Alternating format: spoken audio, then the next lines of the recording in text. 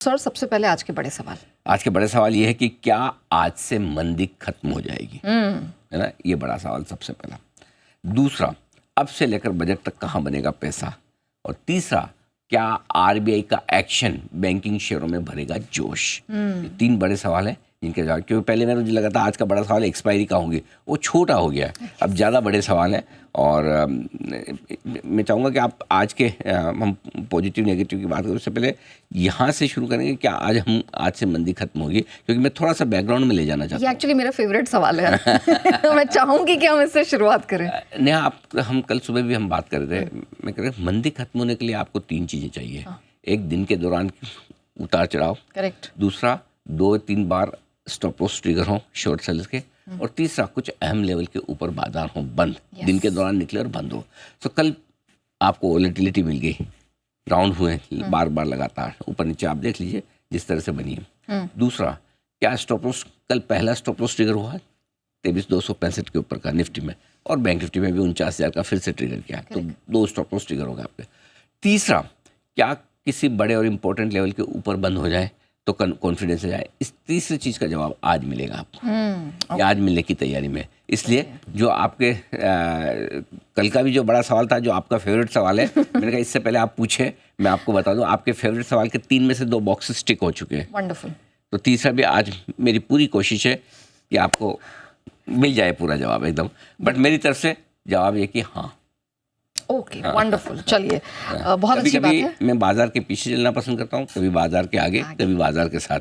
इस वक्त मैं बाजार के आगे चलने की बात कर रहा हूँ, और मुझे लगता है कि खत्म हो चुकी है। वंडरफुल। चलिए, तो ये तो सर ने डिस्कशन की शुरुआत बहुत ही पॉजिटिव नोट पर की, लेकिन सर अब इतने सारे जो ट्रिगर्स आप भर भर के लाए हैं, मुझे लगता है थोड़ा बाइफरकेशन कर देते हैं। पहले पॉजिटिव्स बता दीजिए, फिर हम थोड़े जो चैलेंजिंग है उस पर। चाहिए पॉजिटिव आपको कितने बताऊँ?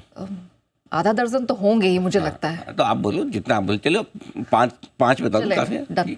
तो पहले आपको आज के 5 टॉप पॉजिटिव बता देता हूँ, ठीक है।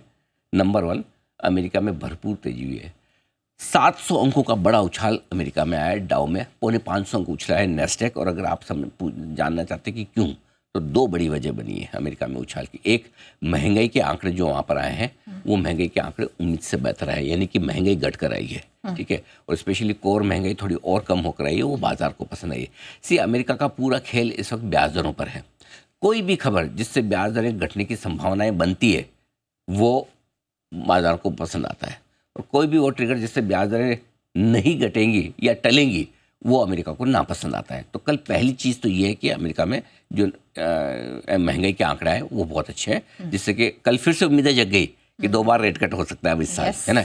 एक आंकड़े से 2 बार रेट कट क्यों मिलेगी, नंबर 1।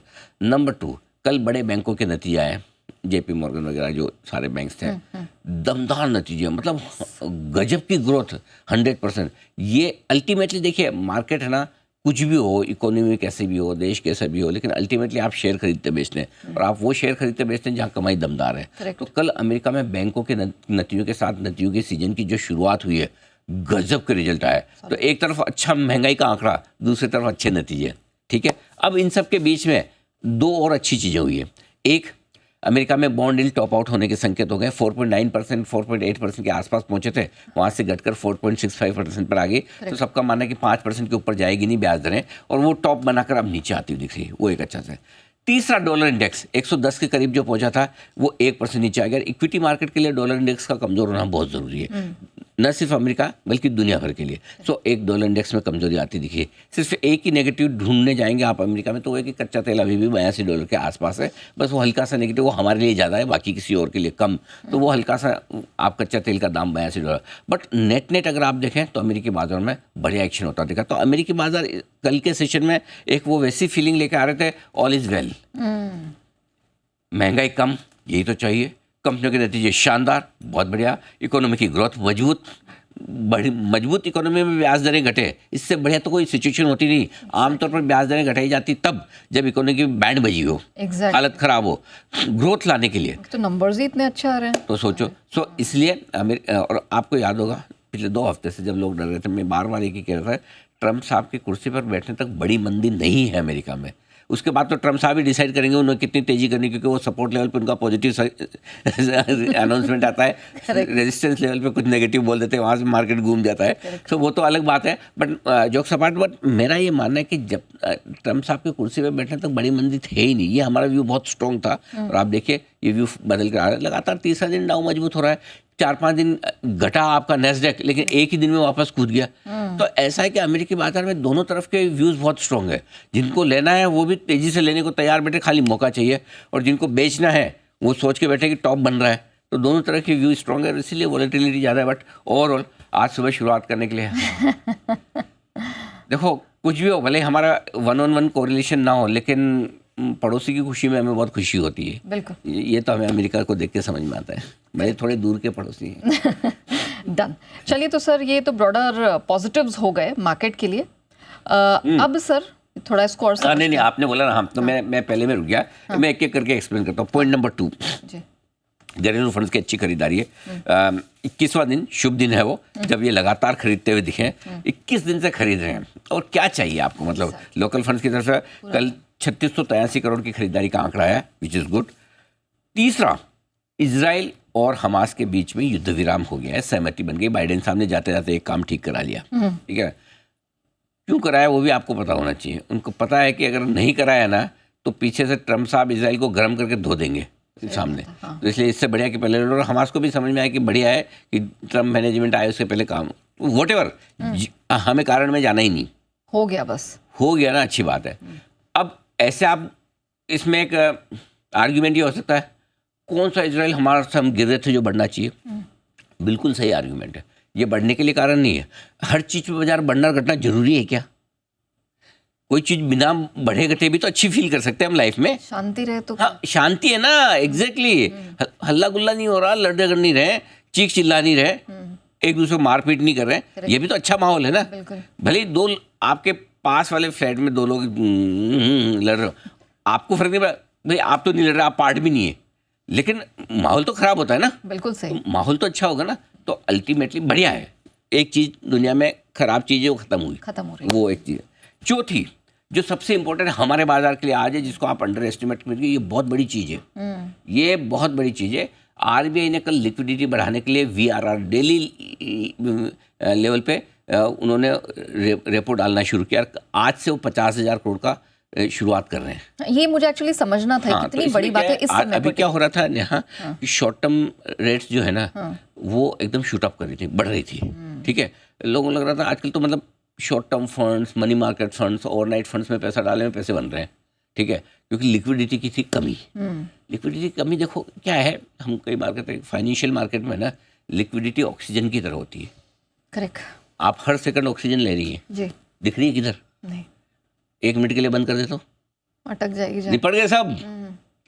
यही काम लिक्विडिटी करती है फाइनेंशियल मार्केट में। वो फाइनेंशियल मार्केट की ऑक्सीजन है, दिखती नहीं है, लेकिन अगर ड्राई हो जाए, सूख जाए, लिक्विडिटी ना हो, पूरा फाइनेंशियल मार्केट कोलैप्स हो जाता है। करेक्ट। तो आरबीआई ने बहुत सेंसिबल और अच्छा डिसीजन किया है कि उन्होंने VRR शुरू किया, यानी कि बजाय ब्याज दरों में डायरेक्टली कटौती करें ना करें। और मैं कहूँगा नए गवर्नर साहब का ये सबसे बढ़िया और सबसे पहला कदम है जो बहुत काम का है। ये सिस्टम को कूल करेगा, पैसा आएगा, बैंक्स कंफर्टेबल होंगे, पैसा ब्लेंड करने के लिए उनके पास स्कोप रहेगा, ब्याज दरें लिक्विडिटी से जल्दी ठंडी होती है बजाय रेट कट से।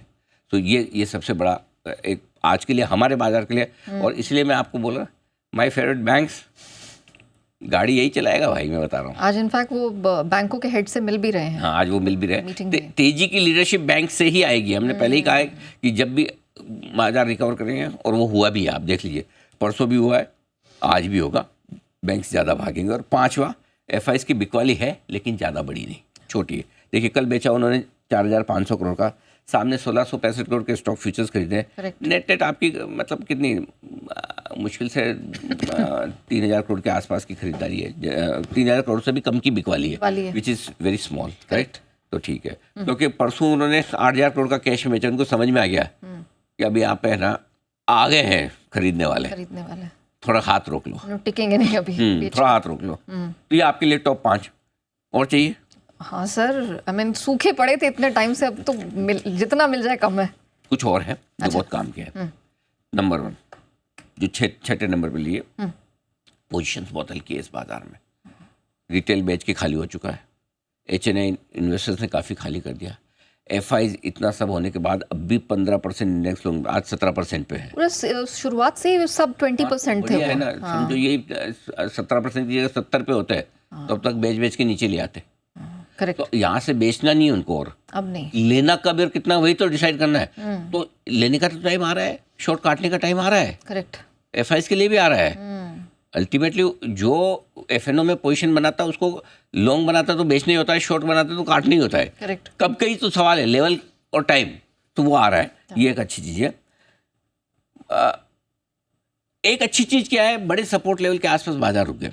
जो हम बात कर रहे हैं 22,800 23,100 बहुत स्ट्रॉन्ग सपोर्ट है, राइट। 48,000 के आसपास बैंक निफ्टी पे बहुत स्ट्रॉन्ग सपोर्ट है। दोनों लेवल पे बाजार जाकर रुके, निफ्टी बैंक निफ्टी दोनों लेवल पे रुके। सो अगर 22,800 के नीचे चले जाते तो मामला थोड़ा और बड़ा गड़बड़ होता कि हम वो बजट के इलेक्शन डे के लोग के तरफ शायद बढ़ जाएंगे, तो वो चीज़ें बच गई अपनी, तो एक अच्छी चीज़ है। रिटेल इन्वेस्टर्स की बिकवाली रुकने के संकेत आ गए, क्योंकि अब 2 दिन से जिस तरह से थोड़ी मजबूती हुई है रिटेल को, जिनको पैनिक में बेचना था वो बेच गए। अब किसी को नहीं, बढ़ते हुए बाजार में कोई रिटेल नहीं बेचता। बढ़ते हुए में कभी नहीं बेचता। ऊपर की सर्किट में मुझे गिन के ढूंढ के निकाल दो, लाख इन्वेस्टर का सर्वे करोगे तो लाख में से 5,000 बोलेंगे हम अपर सर्किट पे बेचते हैं, बाकी सब अपर सर्किट पे लाइन लगा खड़े होते हैं, लोअर सर्किट पे लाइन लगा के बेचने के लिए खड़े होते हैं।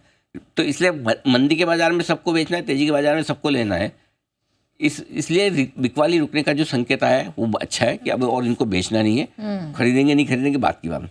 मिड कैप स्मॉल कैप जो आपको पैनिक करवा रहे थे, लोगों को रोज लगा कि 4% 2% रोज घटेंगे, ये भी कल भी थोड़े रिकवर है, कल चलो फ्लैट भी है, परसों रिकवर हो गए, तो वहाँ भी बिकवाली रुकने के थोड़े संकेत आ गए।